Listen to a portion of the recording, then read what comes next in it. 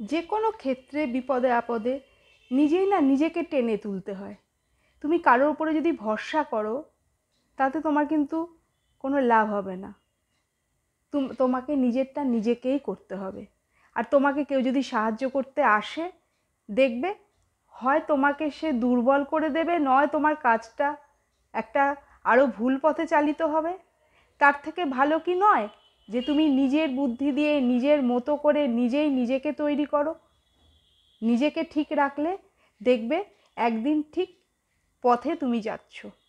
অন্যের বুদ্ধি নয়, নিজের বুদ্ধি, নিজের মনকে জিজ্ঞেস করো কী চাইছো। কারণ দেখবে তুমি যখন অনেকটা সফল হবে বা সফলতার পথে চলছো, কিছু মানুষ তোমাকে ইগনোর করবে, কিছু মানুষ তোমাকে ডিমোটিভেট করবে, কিছু মানুষ তো একদম মানে এত খারাপ ব্যবহার করবে যে তুমি তাদের সাথে আর পরবর্তীতে কথা বলতেও হয়তো তোমার মনে কষ্ট হবে। এমন হয় কিন্তু।